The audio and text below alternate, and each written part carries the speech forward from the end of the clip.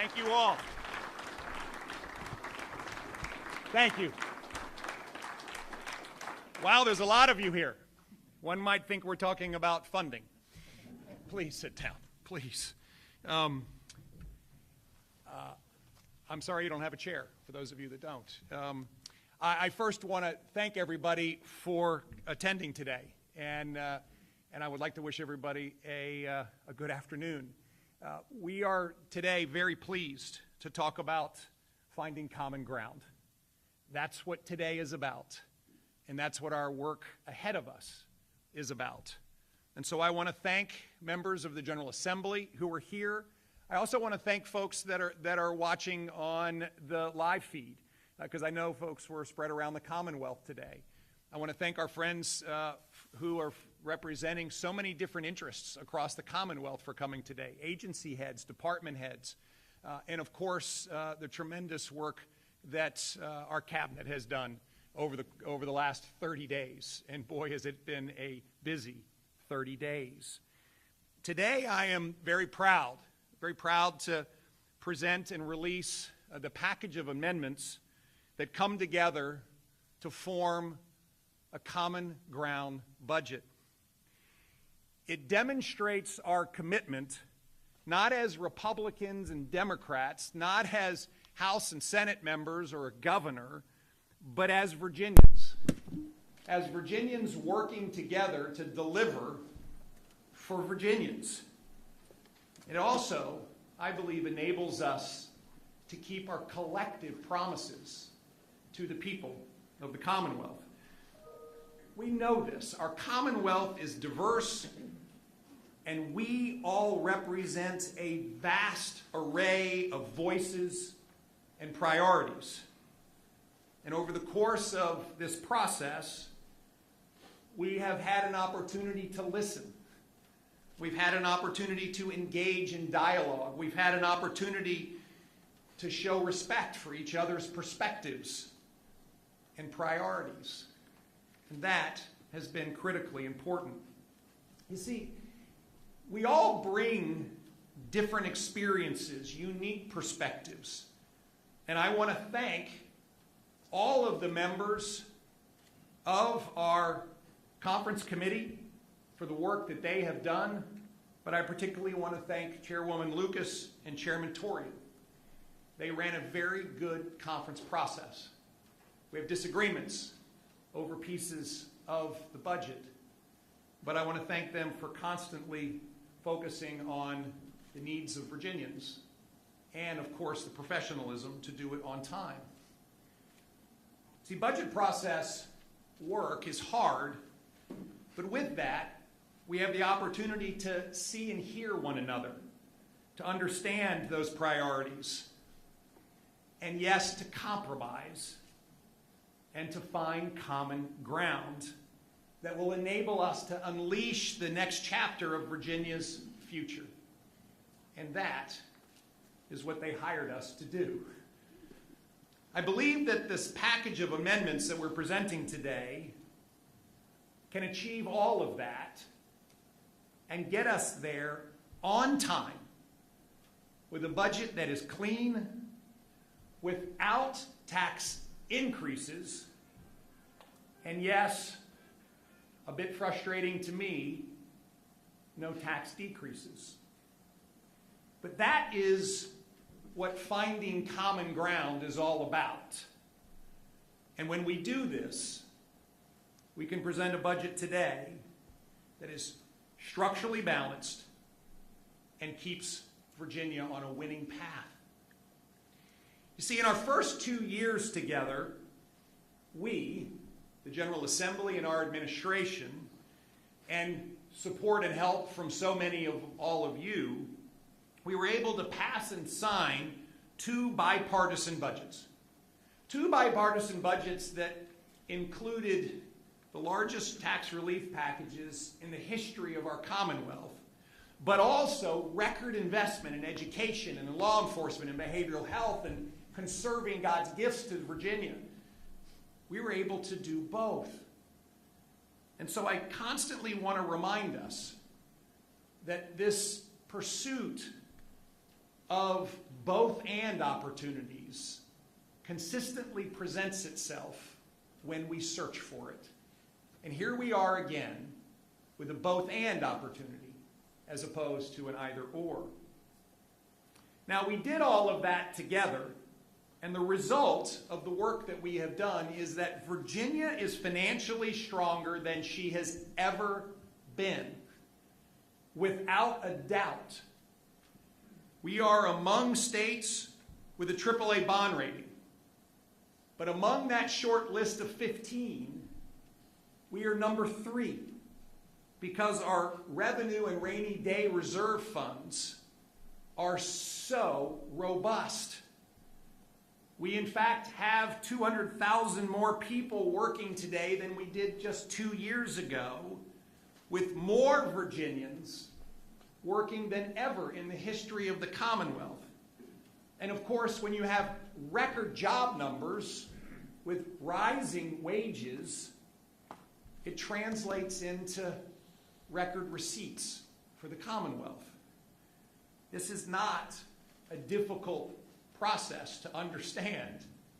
It is one that is driving Virginia's success, which translates into government's ability to invest in our future. See, this financial strength is built on a basic truth that when Virginians do well, state government does well. And that is at the heart. You see, just 6 years ago, at the start of the 2019-2020 biennium, and could we slide forward one slide, please?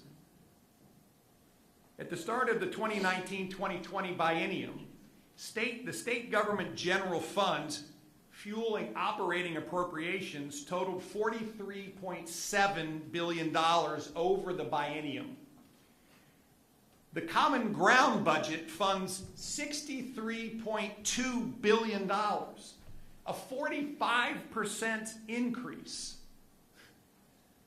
funded not by tax increases, but funded by job growth, wage growth, and economic expansion.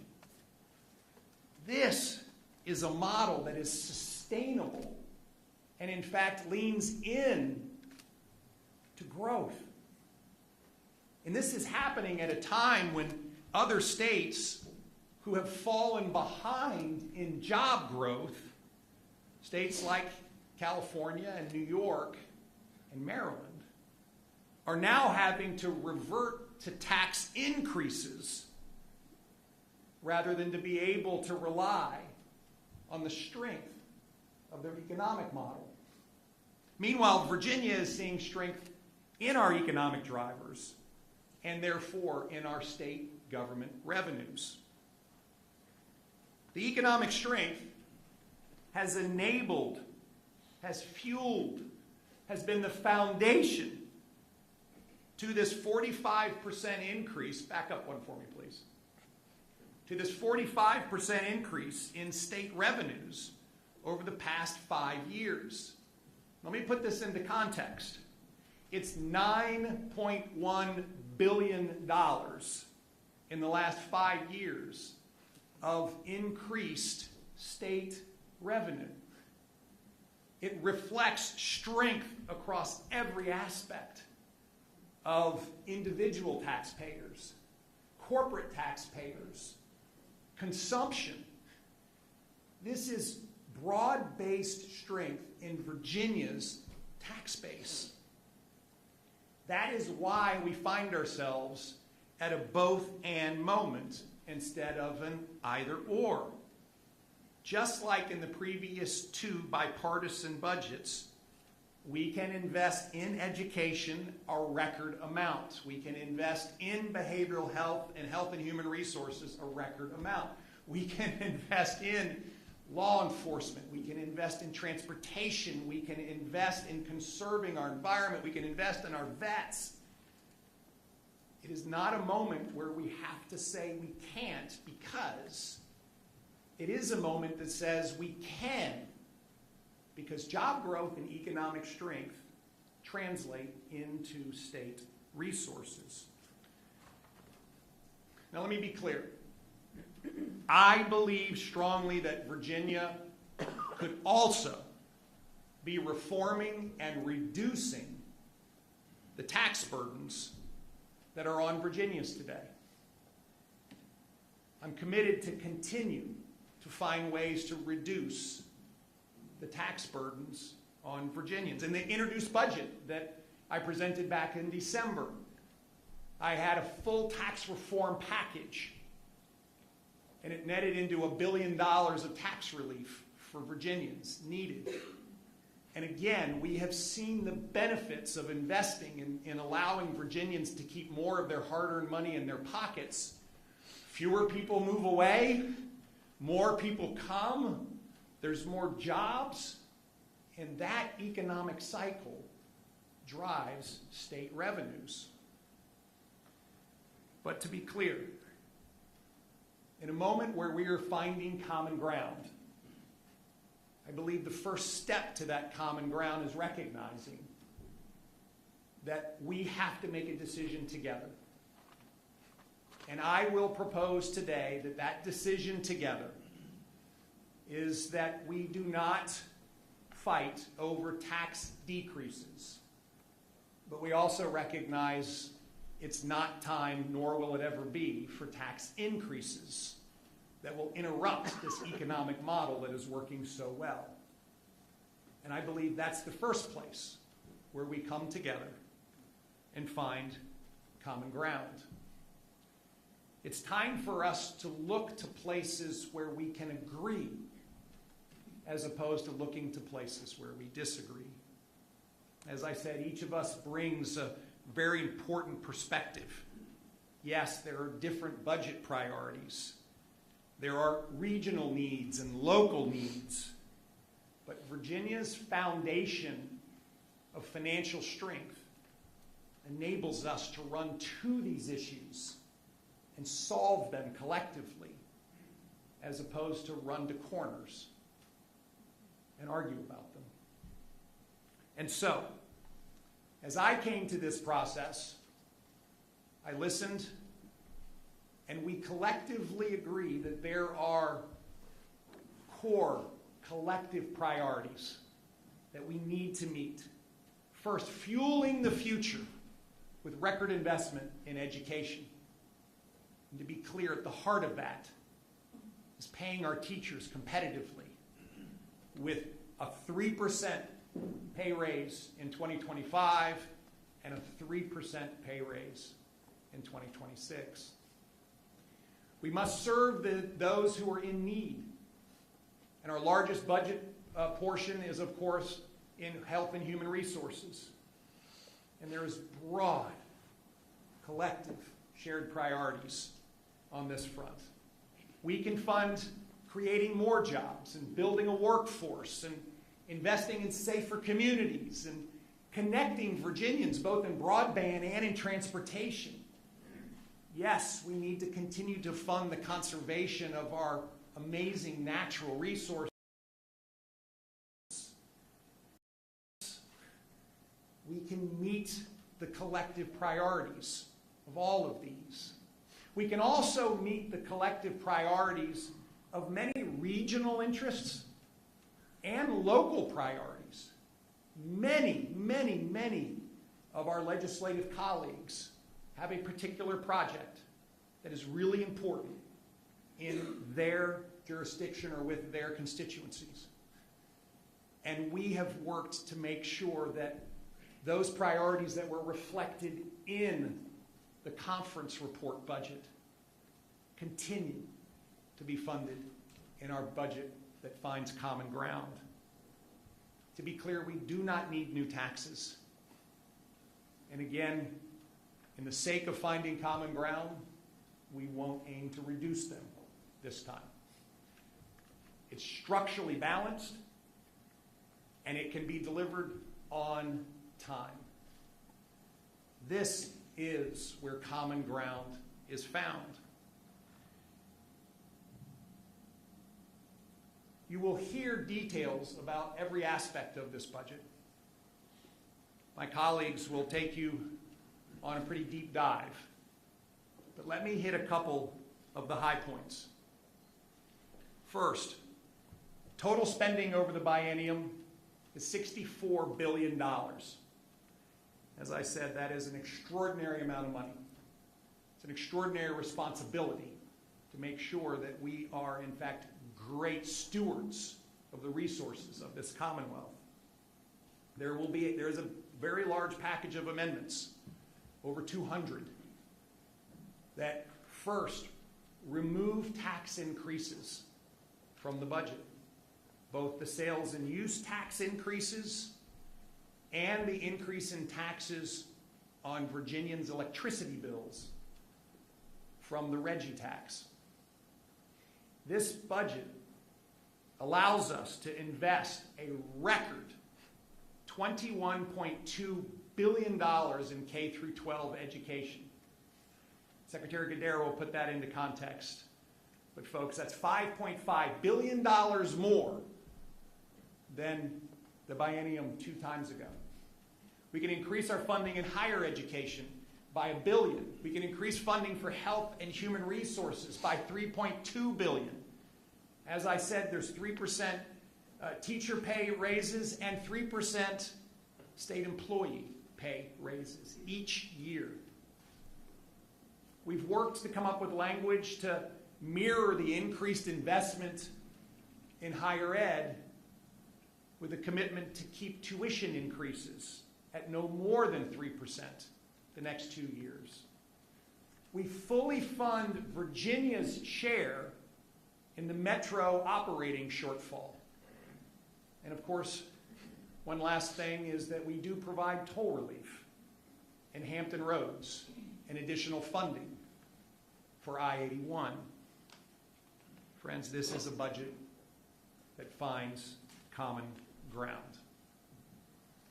Now, common ground means that we affirm the importance of world-class quality education. It means that we allow Virginians to keep more of their hard-earned money in their pockets. We have to be prepared to continue to create jobs and train the workforce for those great jobs, to invest in safe communities, to make sure that Virginians can find the resources they need when they need them. They can find the right help right now. And that the rest of the many priorities are actually collectively supported. This allows Virginia to win. It allows us to compete. It allows us to fulfill our promises and our obligations. Most importantly, I think it makes Virginia the best place to live and work and raise a family. This clean budget sincerely tries to meet a vast array of priorities across the Commonwealth, represented by senators and delegates, represented by Republicans and Democrats, represented by local leaders, represented by the amazing folks that work in our administration. This is based on a clear recognition that when we bring these experiences together, Virginia, in fact, wins. This budget process is one of expressing those collective priorities. And I think that we have given every ounce of our professional and personal capabilities to try to deliver that. I think it puts us in a position to celebrate both and to reject either or. We are one Virginia. You know, as we move towards our 250th anniversary of our nation, we have an opportunity to do as Virginians something that Virginians have always done, and that's to lead. We have an opportunity to demonstrate what it means to collaborate, to compromise, to find common ground. And I think we have the opportunity to demonstrate that this amazing American experiment works. And it all started here in Virginia. And we can continue to demonstrate that it continues in Virginia. I'm always struck by e pluribus unum. Out of many, one. And so it is this partnership that we have, this partnership with the General Assembly, this partnership that's represented by the rest of the statewide elective leadership, those in Congress, the Lieutenant Governor, the Attorney General. It is this partnership with the members of our cabinet. It's this partnership with all of those that work so hard for particular groups. This is what makes it work. And as long as we keep our eyes on common values, a common future, and common ground, we will be united. And Virginia will continue to be amazing. So let's go to work. Get your pens out, pad of paper, and here comes the details. Secretary Cummings will start us off with our resource backdrop and bridging how we got from here to there. Followed by Secretary Gadara, who will take us on a deep dive in education. Followed by Secretary Littell, who will take us on a deep dive in the world of health and human resources. And finally, we have asked Deputy Secretary of Finance, Jason Powell, to have the toughest job, and that's to wrap up everything else. And so I would like to invite Secretary Steve Cummings to come and start us on this journey. Thank you very much.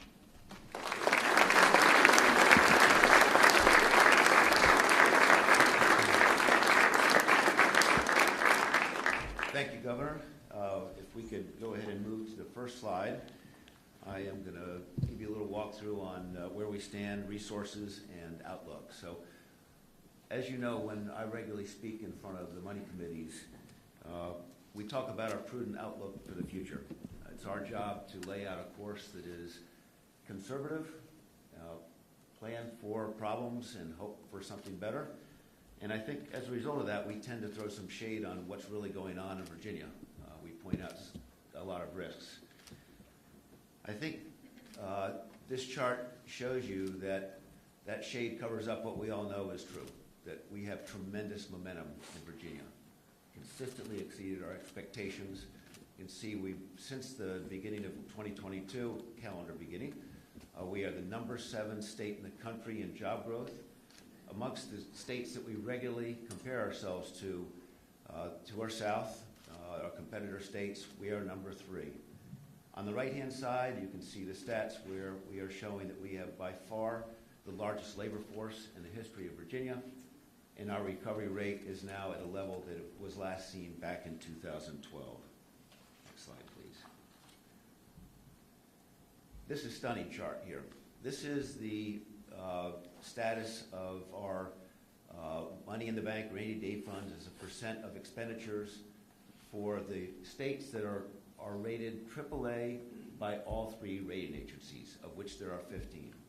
You can see back in 2019 fiscal year, we are second from last with only 4% of our resources available in that backstop. And we've gone to #3. No other state has done anything like that. That has come from us prioritizing people for ourselves, prioritizing this and making sure those deposits were made at the expense of other things. And as a result of that, we're in phenomenal shape as #3 amongst that very important group that really paves the way for everybody else.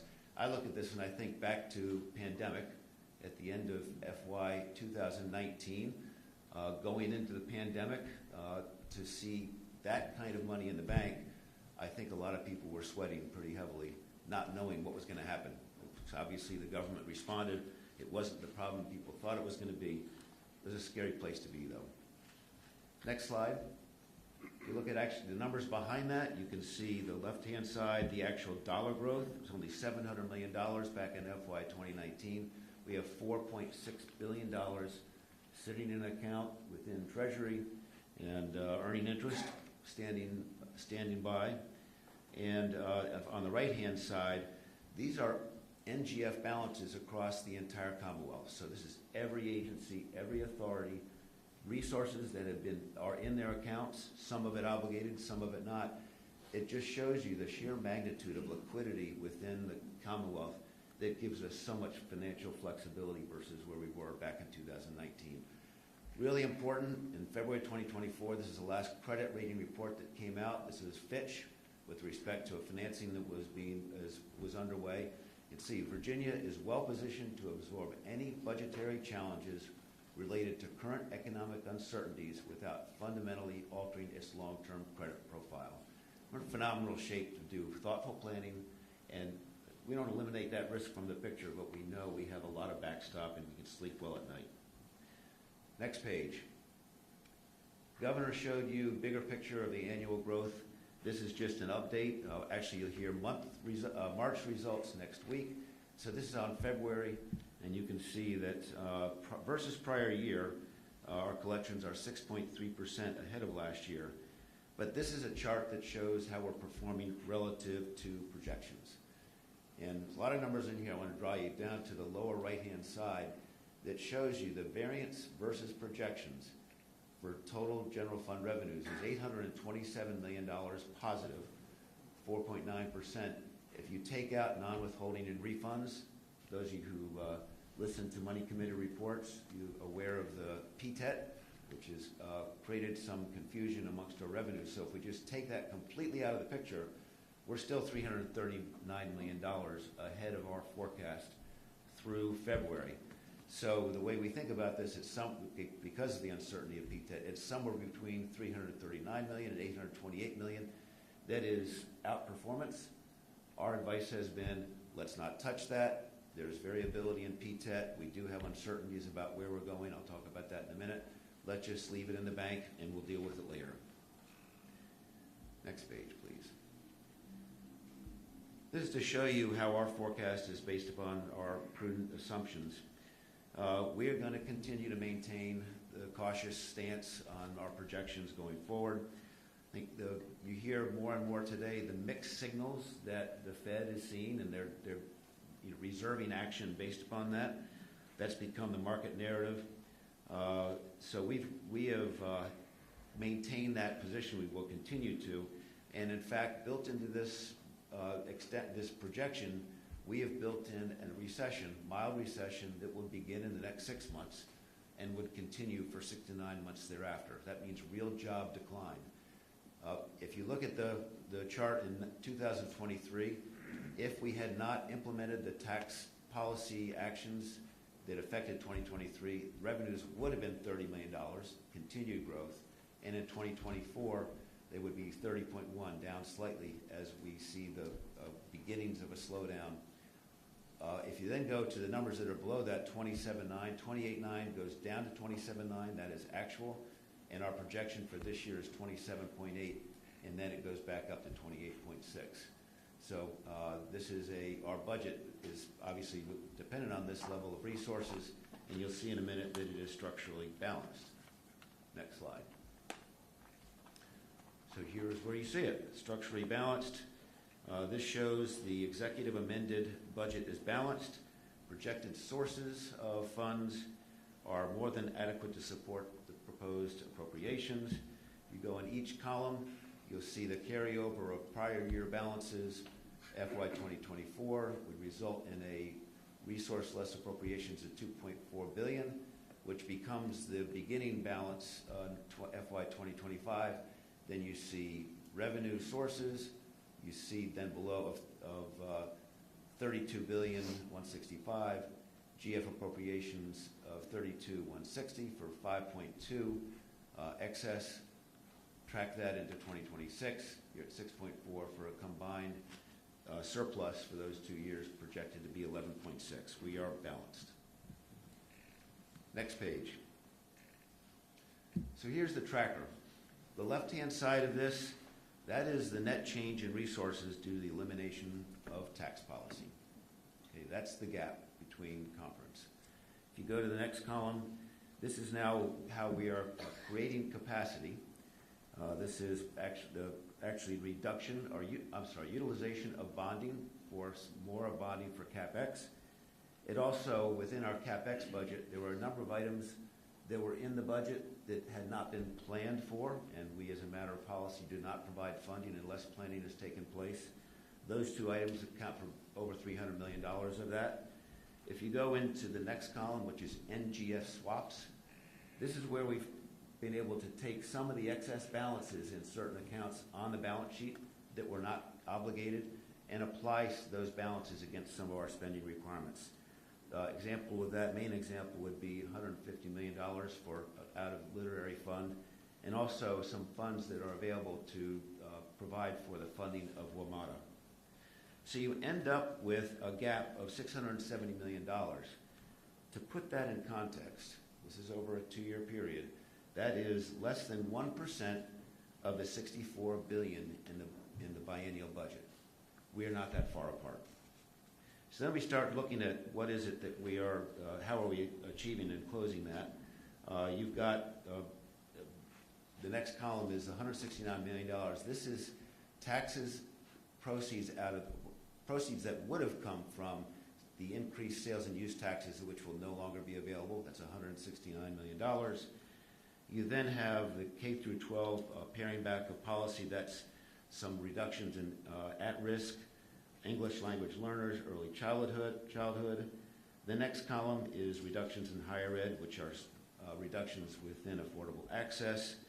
And then the last is legislative action and other, and that would primarily be around minimum wage.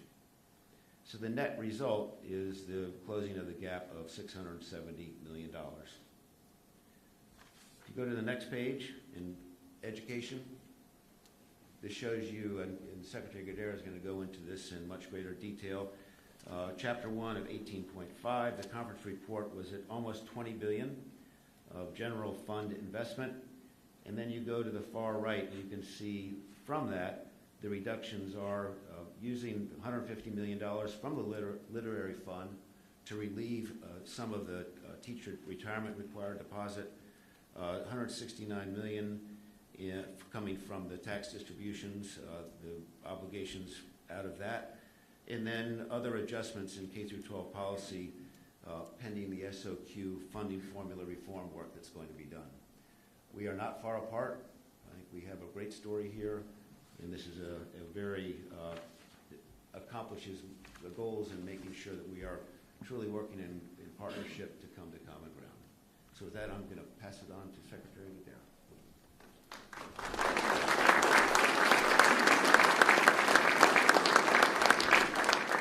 Thank you, Secretary Cummings. So as you just heard, Virginia's economy is strong. And for Virginia to continue to be vibrant, we must invest in her people. This means restoring excellence education for every learner in the Commonwealth. And while money alone will not meet that goal, it matters. This historic budget continues the collaborative commitment of the General Assembly and Governor Youngkin to prioritize education. This Common Ground budget is the largest education budget in the Commonwealth's history. And I want to add my thanks to those people in the room and those people at the General Assembly building who worked together to make this feat possible. Thank you. Allow me also to highlight in the next couple slides a few details, starting with our earliest learners on the next slide. This Common Ground budget maintains access across our nation-leading public-private early childhood programs at a critical moment when the one-time federal pandemic funding expires. Importantly, this new path made possible by this budget is both sound and sustainable. The early childhood investments build off the bipartisan Early Childhood Care and Education Commission and support the goals of the Building Blocks for Virginia Families Plan, which were based on those findings. This budget provides $805 million from the general fund to support Virginia's early childhood programs. It also includes $420 million increase over the biennium in general fund resources. Low-income working families who currently receive public support and services continue to have access to the early childhood and after-school programs that they want. This Common Ground budget maintains $20 million for incentives that reduce teacher shortages and increase educator retention. Great teachers matter. In the last 3 years, over $1 billion has been put towards teacher compensation. The investments we've championed together are part of a broader effort to attract, to grow, and to retain the greatest teachers here in Virginia. This Common Ground budget doubles down on this progress by providing a 3% pay increase each year for teachers in the biennium. This is an additional $540 million investment. important to note is that Virginia is projected, as you see on the slide, to exceed the national average salary teacher pay beginning this year. The Common Ground budget adds $1.2 billion of additional K-12 funding while specifically making targeted investments for our highest need students. All of our students, especially our highest need ones, are battling unprecedented learning loss. This budget provides an additional $98 million of at-risk funding each year for the next 2 years. This Common Ground budget provides over $36 million in addition to provide additional English learner teachers per student. Additions to these funding streams, however, are short-term fixes. We have more to do together to improve the K-12 funding formula to focus on students and to prioritize resources to the students and the schools who have the greatest needs. We know from the learning loss work underway with All in Virginia and our chronic absenteeism task force that great progress is happening in our classrooms, but additional investments are needed. Based on the recommendations of the bipartisan House Bill 585 task force calling for modernization of our assessment system, this Common Ground budget allocates $38 million for the implementation of new assessments to ensure families and teachers have a clear picture of where their students are on track and where they need help. The Chronic Absenteeism Task Force has also documented that when students are fed, they come to school and learning accelerates. That's why we are all aligned on the importance of increasing the per meal reimbursement by $2.5 million to increase student participation in school breakfast programs. We are also investing in school construction, redesign, career technical programs that excite students to learn. The Common Ground budget invests over $335 million for local school construction grants and loans. And under a new law, schools can now seek school construction grants for career and technical education programs, which will expand access in all communities for pathways aligned to our highest workforce needs. We've been thrilled with the response across the Commonwealth to our lab school proposals, and the applications keep coming in. We now have 21 in the pipeline. Over 60 school divisions are part of this, as are 25 higher education partners. These schools are being built to meet the needs of our students and our communities, and just watch this space. And finally, I'd like to move on to higher education.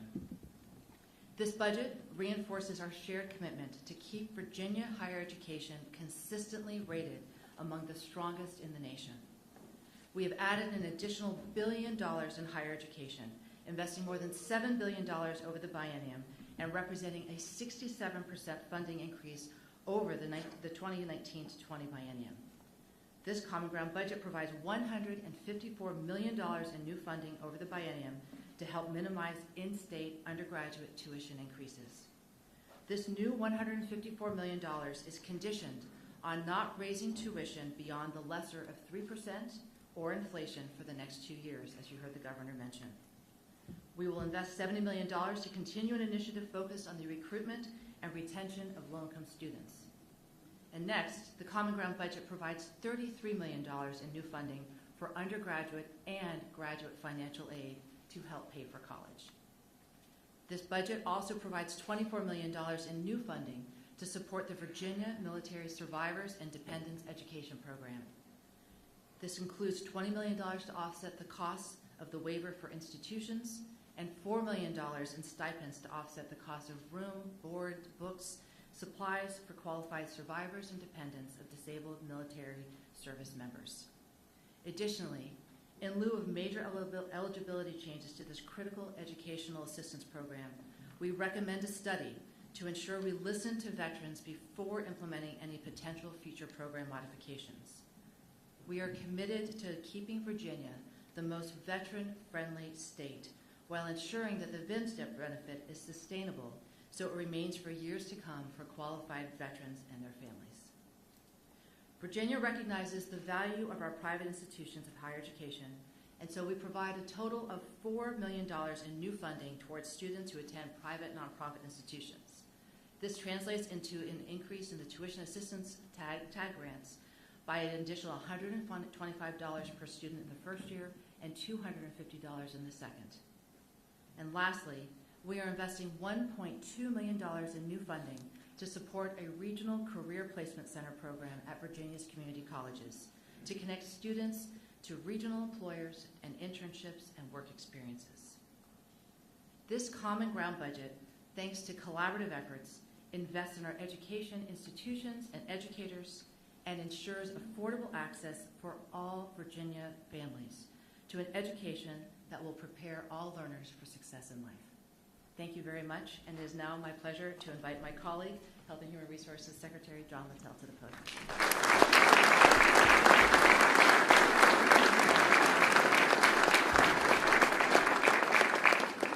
Thank you, Secretary Goodere, and good afternoon. As the Governor noted, this budget represents common ground between his introduced budget and the Conference Committee version. That is especially true in Health and Human Resources. The Governor's introduced budget and the Conference Committee's work focused on critical initiatives that needed both attention and funding. The amendments that are included in HHR will protect and enhance those initiatives. The Common Ground budget includes an additional $3.2 billion general fund dollars for Medicaid, social services, workforce development, state hospital and staff improvements, mental health, and substance use disorder. As many of you know, in Medicaid, we have been in a federally mandated, year-long process of coming out of the pandemic.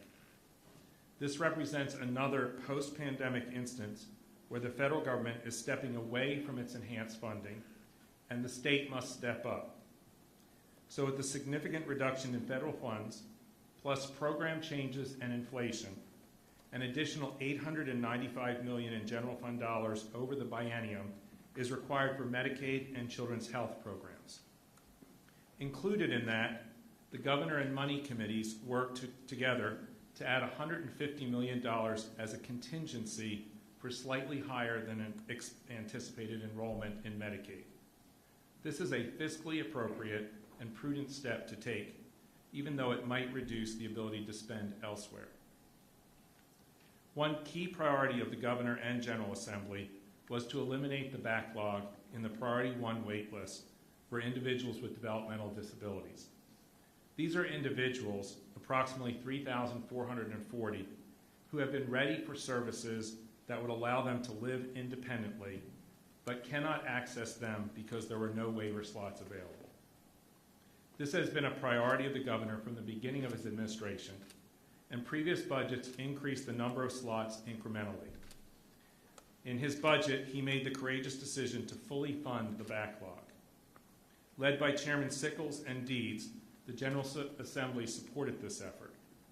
The Common Ground budget includes $560 million in total funds for developmental disability waivers, peer-to-peer mentoring, rental assistance, and increases for DD services and personal care attendants to grow and support the workforce. Funding for the Governor's signature behavioral health transformation, Right Help Right Now, is protected in the Common Ground budget with $169 million in total funding. Our initial focus on building out a crisis infrastructure that is desperately needed by Virginians all across the Commonwealth remains. Funding in the amount of $71 million provides support for adequate funding for additional crisis receiving centers and crisis stabilization units throughout the Commonwealth. This is on top of what we have already committed in the past year. Funding to expand mobile crisis units. You may recall that the Governor set a goal to ensure that there was a team no more than an hour from every Virginian.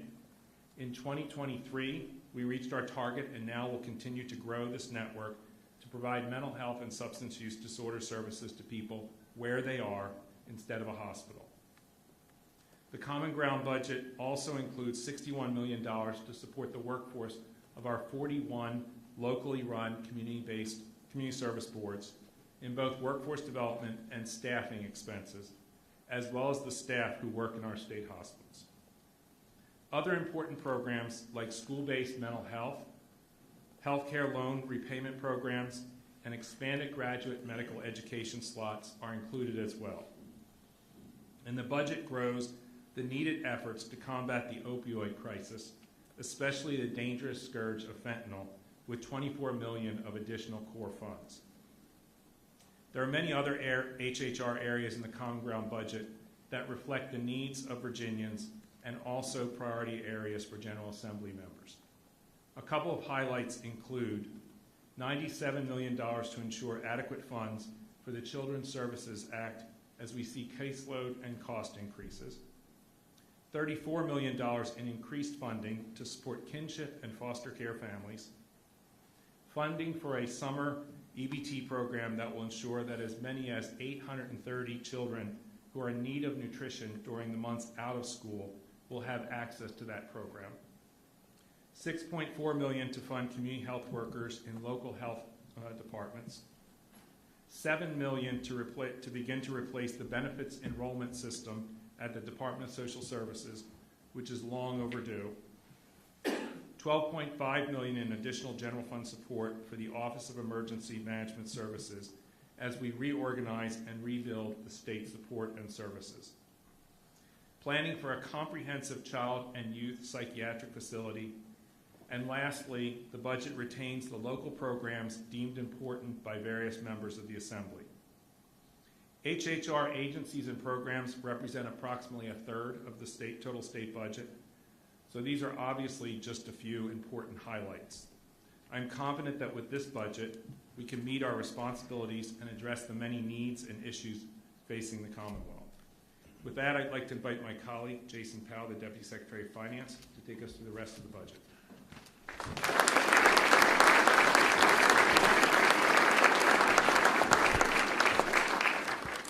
Thank you, Secretary Littell. Turning to the rest of the budget, and I don't do nearly the credit to this row in the front row of the Cabinet Secretaries that I should do, but thank you all for allowing me to speak for your behalf. The Common Ground budget recognizes that investments in keeping Virginia's community safe is a shared priority.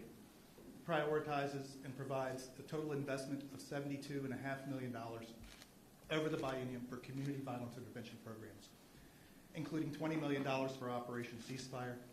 It embraces the dedication of $2.6 million in support to the Office of the Attorney General for his efforts in this area as well. It provides $25 million for the Safer Communities program, almost $7 million for youth community violence intervention programs, as well as $18 million for community violence intervention program. The Common Ground budget provides $49 million for school resource officers and $20 million to support additional support to local law enforcement agencies.